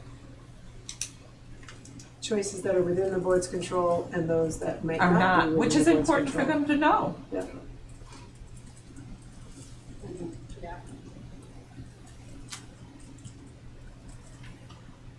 I think, sorry, this isn't fully formed either, but I think the hesitancy I have with the first goal is like, how are we deciding like the life that goal takes on? Like if it's just like, okay, C&E committee, that's gonna be like 4 people with just 4 opinions. And so I'm wondering like when that conversation happens as a full board and how it happens and how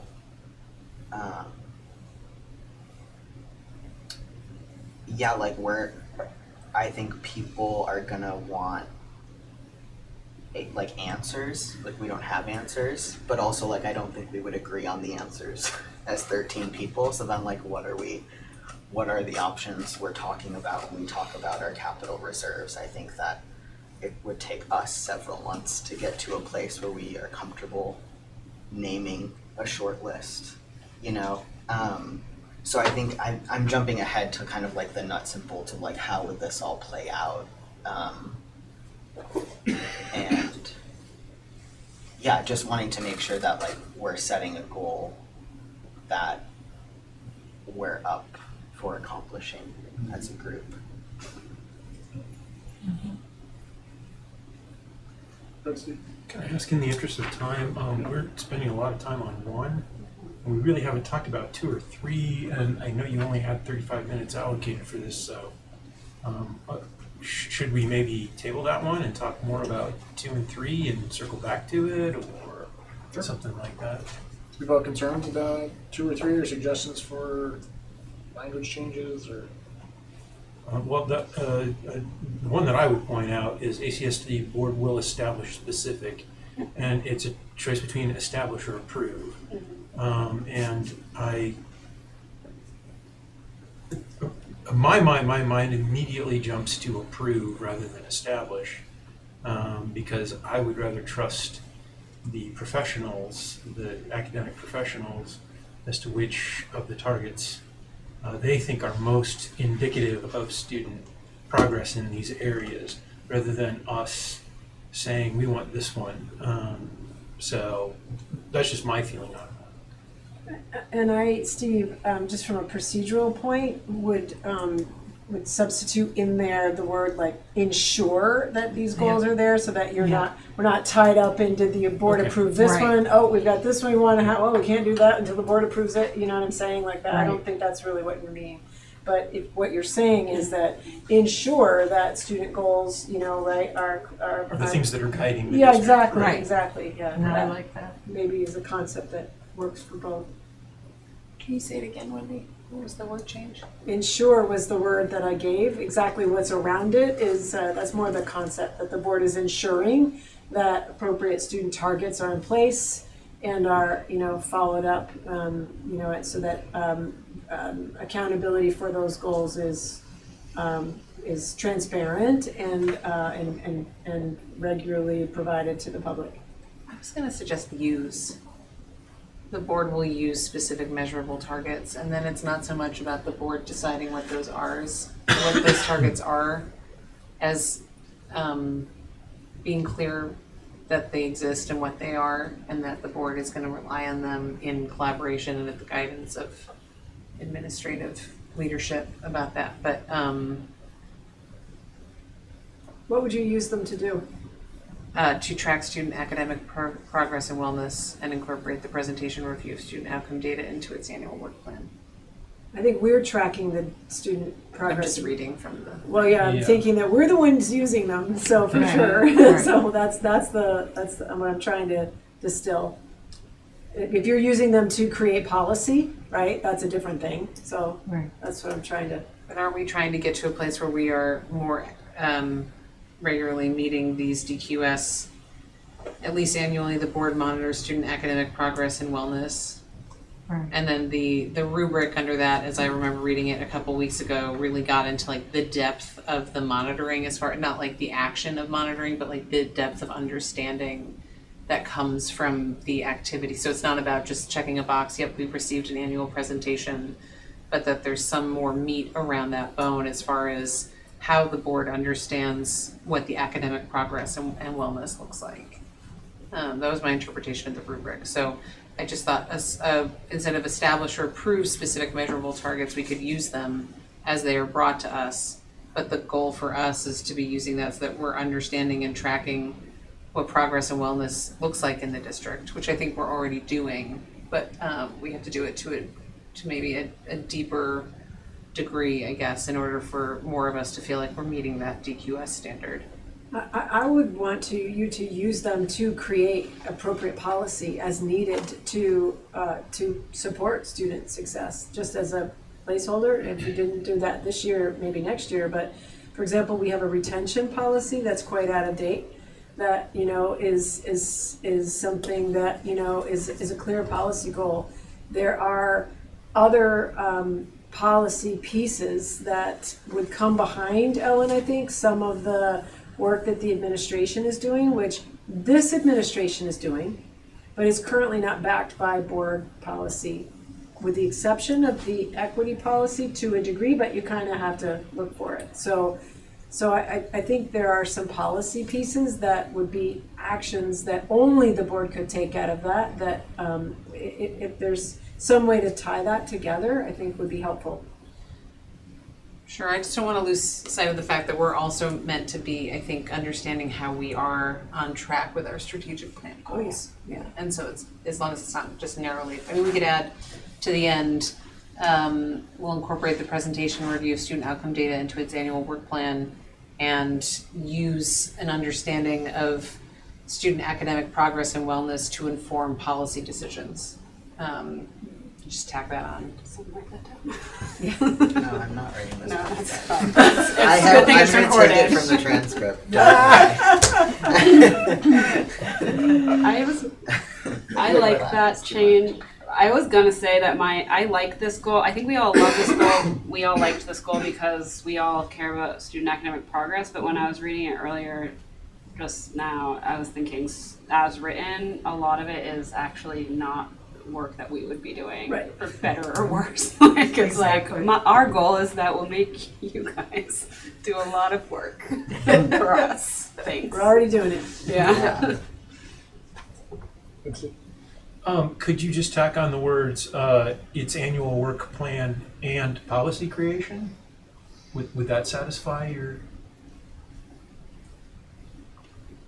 We'll incorporate the presentation and review of student outcome data into its annual work plan. Well, we'll ensure specific measurable goals and incorporate and in policy work. Its annual work plan and policy review and creation. It's pretty succinct. I think that's reflective of goals that most of the high-functioning boards have on some level, something of that nature. So in the governance core, you'll see a lot of examples of that. Did you have another comment? Yeah, I'm trying to think about the proposal of the language change to match what I want to say, but I'm reading it the same way Ellen is, in that the rubric, the SMART goals are not for the work you're doing, for the work Courtney's doing. It's not like we want you to use this tool to measure. It's more like specific measurables for us. Like, are we looking at multiple years? Are we looking at a depth of data and not just one? Like, the SMART goal is for us as a board, not looking at the specific pieces that the teams are doing, if that makes sense. So it's like us saying, we want to have a breadth of information, like looking back 3 years or looking across this slice of the academic, the data you've given us. It's back on us to look at the depth and the breadth of it, not just And that's prescriptive. That's an excellent example of a policy that could be created around, criteria for presentations of student performance, to boards, right? Here, these are the things that need to be attended to, as it relates to that, which informs actions we take to build systems that enable us to do that, which you can see we're already working to do, but without your thoughts about what's really important. We're trying to do what we think is best. So your thoughts would be helpful.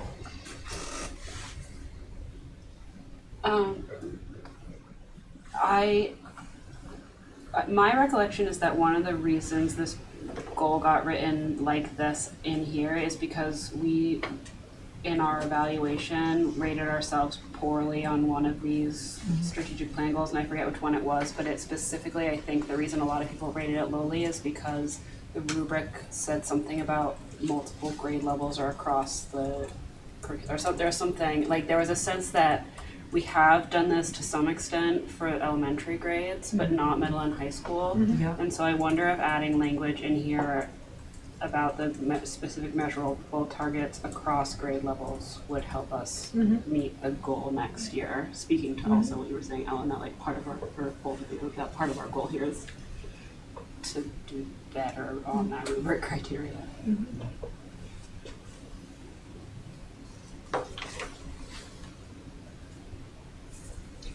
In the interest of time, I'm going to suggest maybe we jump to goal 3, get some feedback, and then if you guys have additional thoughts or when you're walking the dog, something pops in your head, just shoot someone on the executive committee a note with changes to this, and we'll get a fresh draft of this in front of you on the 22nd. That's in reason. Yes. Yeah. Okay. So number 3, any thoughts? Yeah.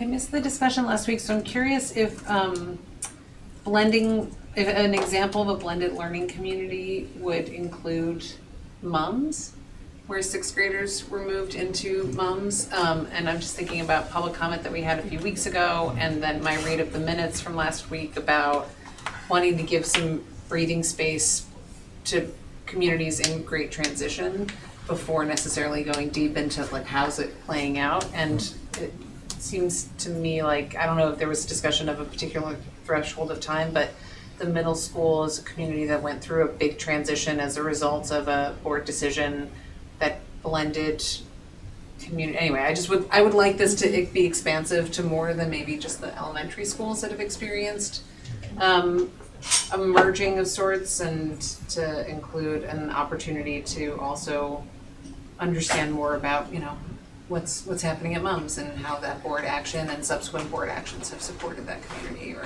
where there's more needed. Yeah, just kind of speaking to that, the reason it was worded this way was to be kind of like an example of one thing that we could do, because we knew that there was going to be a lot of work on the board's shoulders with the whole voluntary merger activity. Because I had then said, oh, why don't we look at one specific thing that we've done recently and see if we could at least track what the outcomes are and what the impacts are. And that's the only reason it was narrowed down to this amount, was really the workload that we have in front of us. So or you guys have in front of you as a board, just to keep it narrow for this coming year. And then next year, hopefully you could pick on something, you know, pick up something else. So that was why it was so narrow, if that helps. But we're also 5 years out from the mums transition, so there's a lot more perspective and that maybe data that's and the depth. example you do, right? Yeah, maybe that's the example you do. But you want something specific. Go ahead, Will. I'm just going to say what appealed to me about this goal is that it's the one of the 3 that doesn't feel like there's a slot for it in our normal board activity. But, well, maybe it's the problem, but like we don't typically, we reflect for 5 minutes at the end of every meeting, but we don't actually study what we've done and the impact of it. So the other 2, I mean, the good news is the other 2, I feel pretty confident that community engagement and student outcomes will be doing that work to some degree, whether or not we set that goal. The 3rd one, I'm not sure who will do that and what will prompt us to do that if we don't have that goal. Yeah.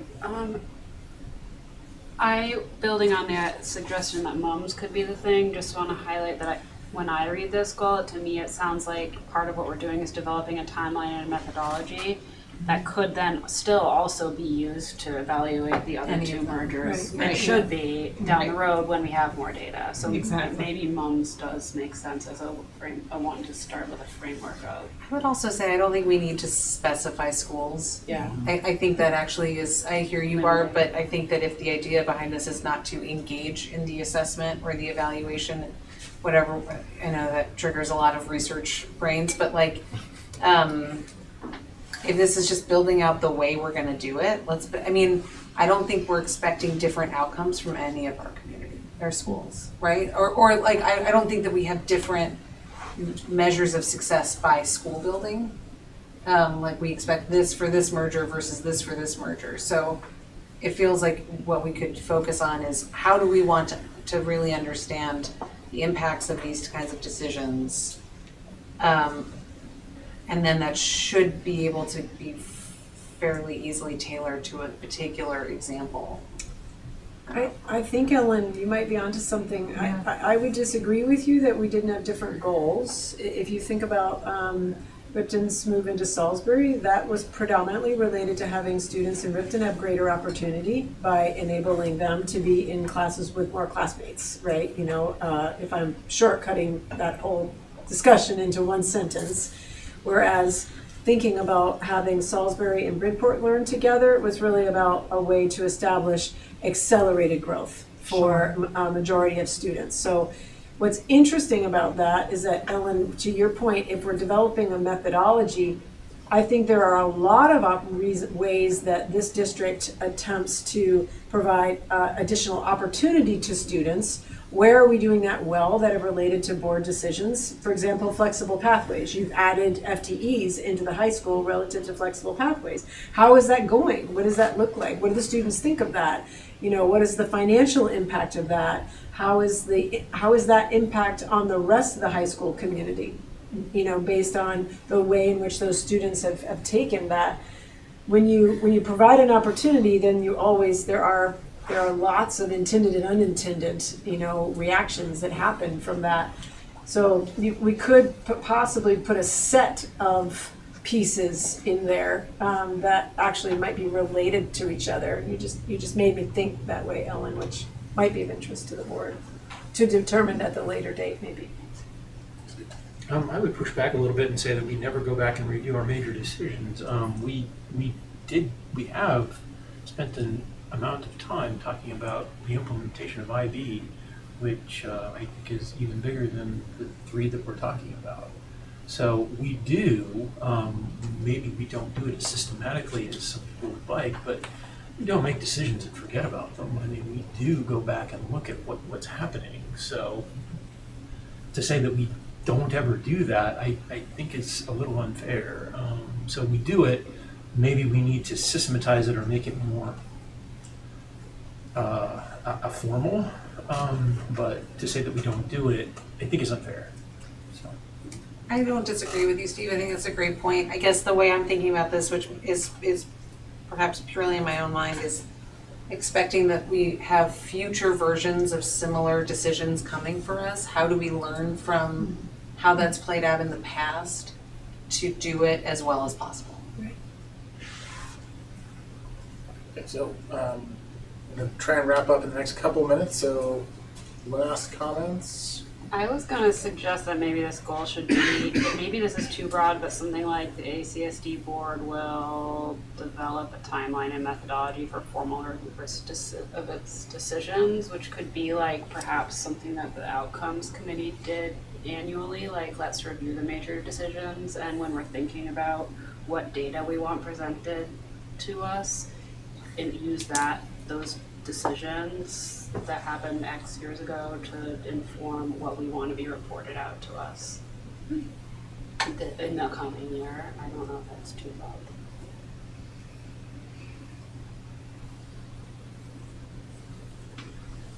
Kind of like the parameter of a case study. Yeah, What would it include? Something like that. All right.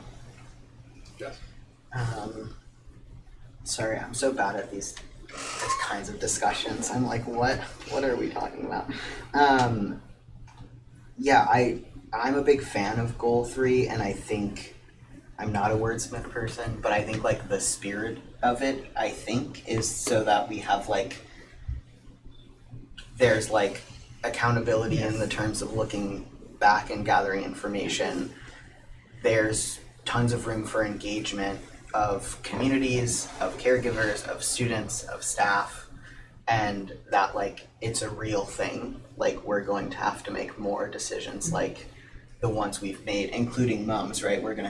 There's gonna be a group of people thinking about our district and other districts and bringing together learning communities in that way, right? With other districts who their 6th graders aren't middle schoolers. You know, like I just think that this is the goal that is the most real and is gonna like, even if it's not a goal, we're gonna have to like figure out how to do it. So I think it should be a goal and like encapsulating, just, I don't wanna lose the spirit of it in the wordsmithing. Like I wanna make sure that we're getting like engagement, accountability, and that like we have information that can then help us in the future. Yeah, I don't know how to write that. Structured analysis. Yeah. I'll just quickly say, I just want to advocate to including mums in this because having had a front row seat at both mums and Bridport, even if the goals and the intent and the reason why may have varied, the questions and the concerns and the hot topics from the communities were exactly the same. And so I think there's a lot we could learn from mums being so far out and having actually sat through it. Any final thoughts? Again, pass along any additional suggestions or thoughts as they come. What's the timeline for deciding on these? Do we have some more time to think it over? Because I wouldn't want us to rehash the same discussion again next time because we're trying to save a few minutes now. Well, I mean, I don't think we're like super close at the moment, so I feel like.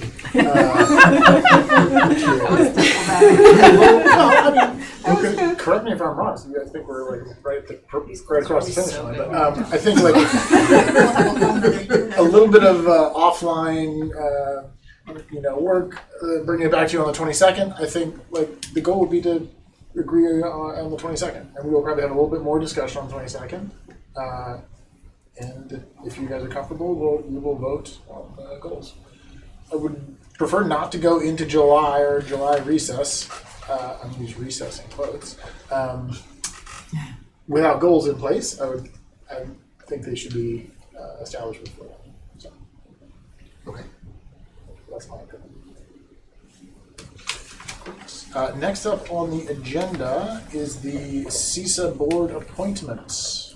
So, as part of what was included in the spotlight today, details about the CESAs, we, in the next 30 days, or when it actually becomes law, signed into law, 30 days after it becomes law. we will have 30 days to assign a representative to what will be our local or regional CESA board. So, we can choose to do that tonight. We could defer this to the 22nd if we're not ready.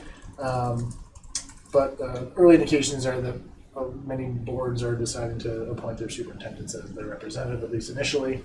So if we're comfortable with that, taking that action, we can do that tonight. If you'd like more time to consider it and think about it, then we push it off to the 22nd. Aren't you supposed to be the one convening the CESA?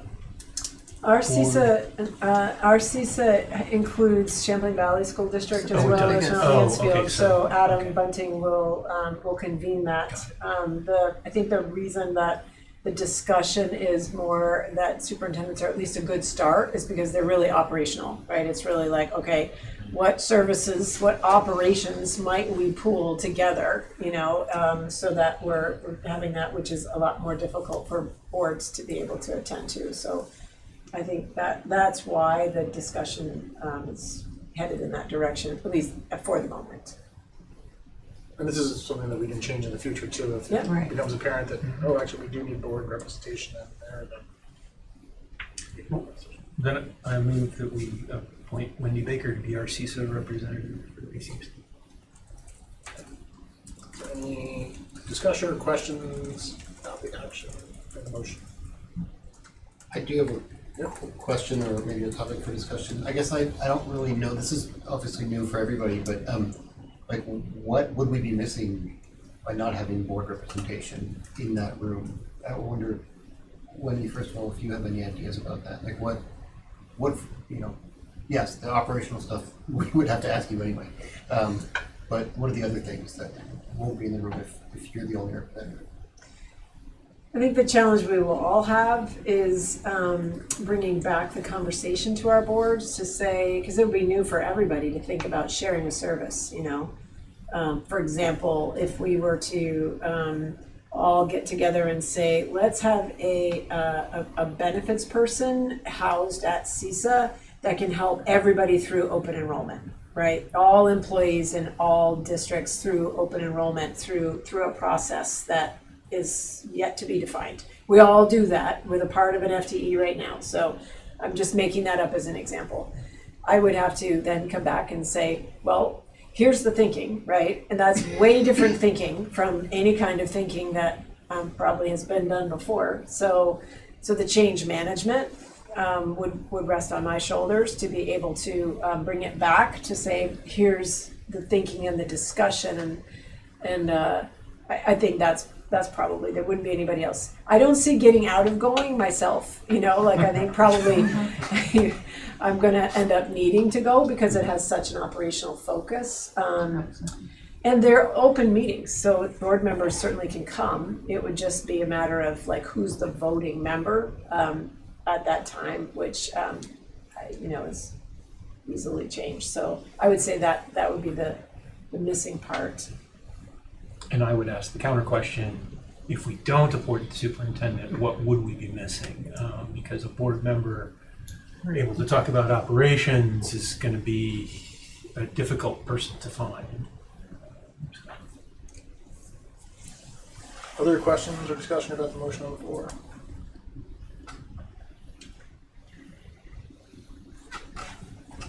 Hearing none, are you ready for the question? No. Okay. All those in favor of the motion, please indicate by saying aye. Aye. Aye. All those opposed? Any abstentions? Thank you. Motion passes. The next item on the agenda is the letter of resignation from Barb Wilson. So, in your packet, Barb is officially resigning as of June 30th. From that date, we have 30 days to appoint replacements that will fill out Barb's term until the next election in March. So, remember when I talked about our July recess? Sorry, please. That would require us to have a special meeting in July and warn a meeting and have a quorum in order to be able to fill that. Prior to that, we don't have to wait for Barb's resignation to actually solicit interest in the upcoming opening. We can start immediately. So if you know people in Shoreham who start picking their brain and letting them know about this vacancy.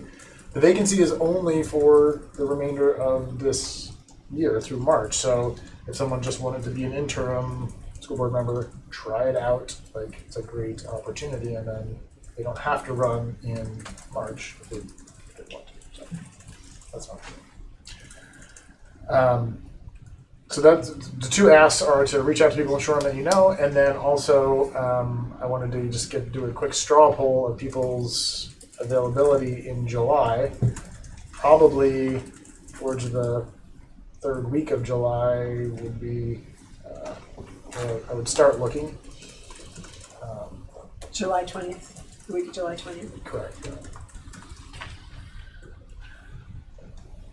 Our team, upon your approval, will go ahead and start to put all of the pieces together that we did when Ann joined us, in terms of public outreach and so on and so forth. That's fairly standard.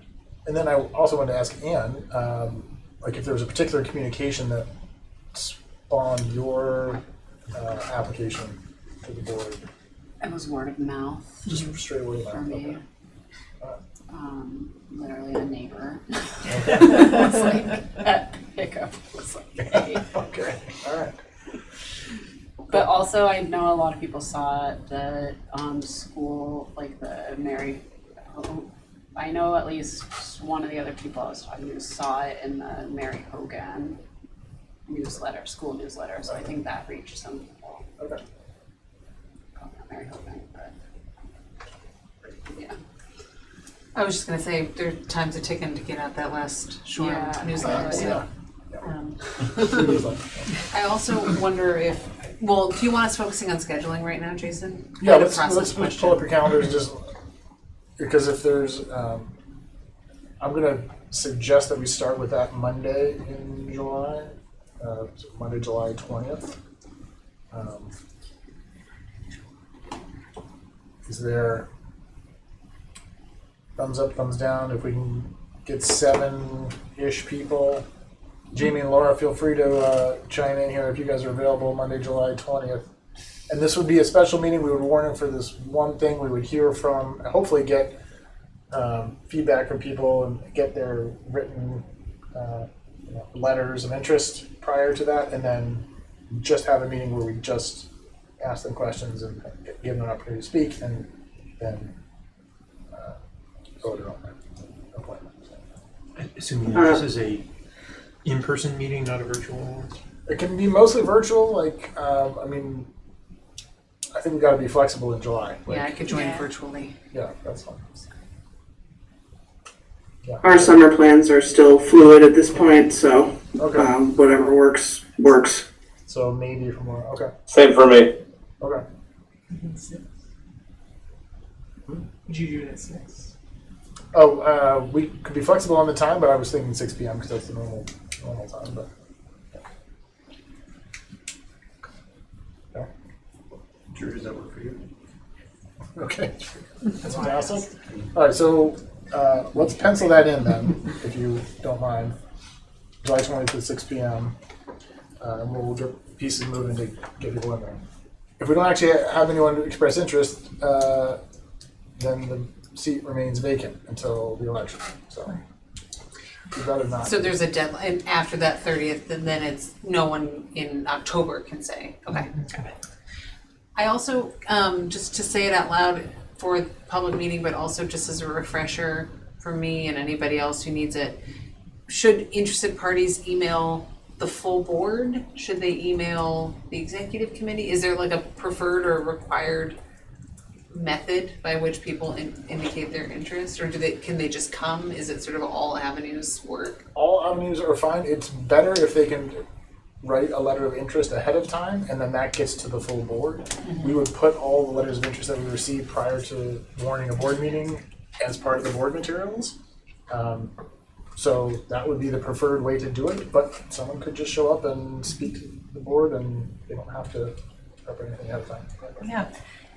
Besides the school newsletter, I would suggest maybe Laura would be willing to put something in the town newsletter.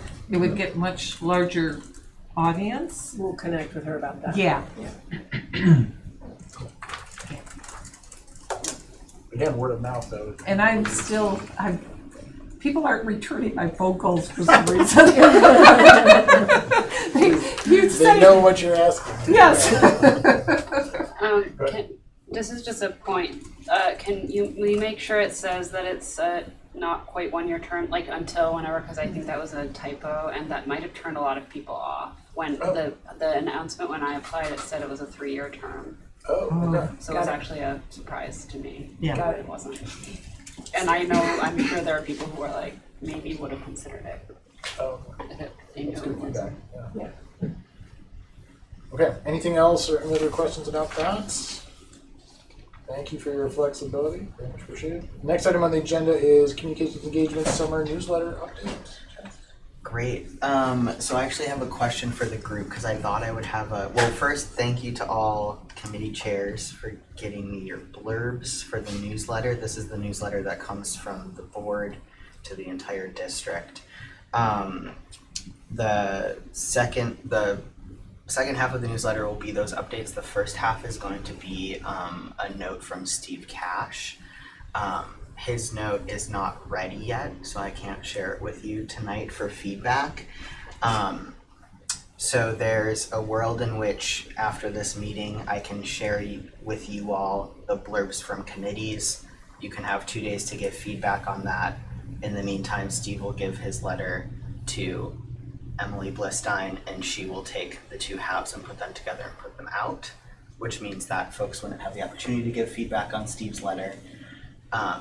Or there's a world in which I can send you all the 2 halves before the 22nd, and then you will have time for feedback. Doesn't need to be a super intense situation. I mean, I personally can't imagine I will have any feedback for Steve on his letter because it is from him. So the CME committee felt comfortable when we met.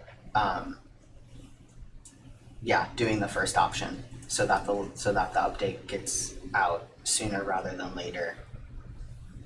So maybe if people feel okay with that, give me a thumbs up. Sounds great. Okay.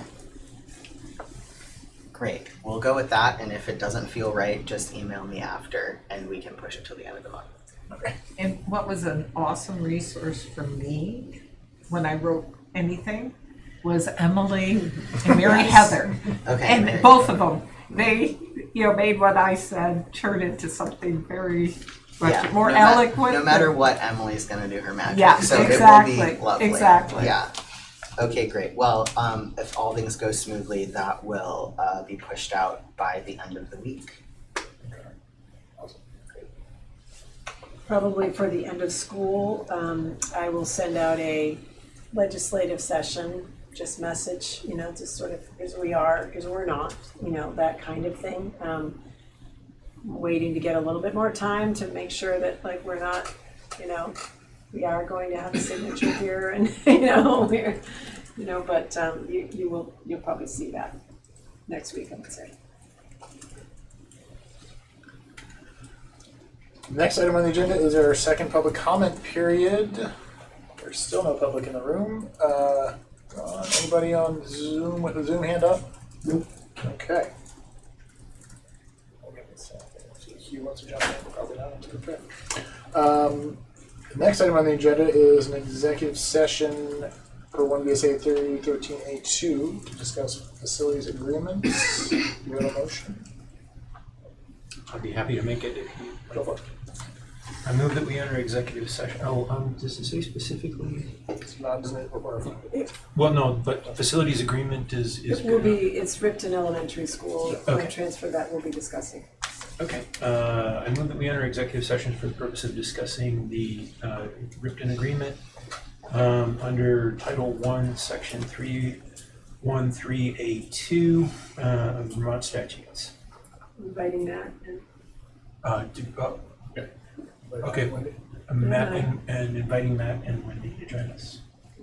Anybody else? Courtney does not want to be invited.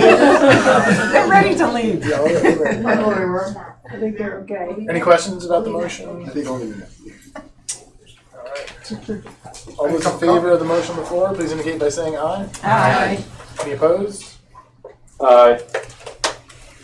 I'm assuming that's an aye for any abstentions. Okay, so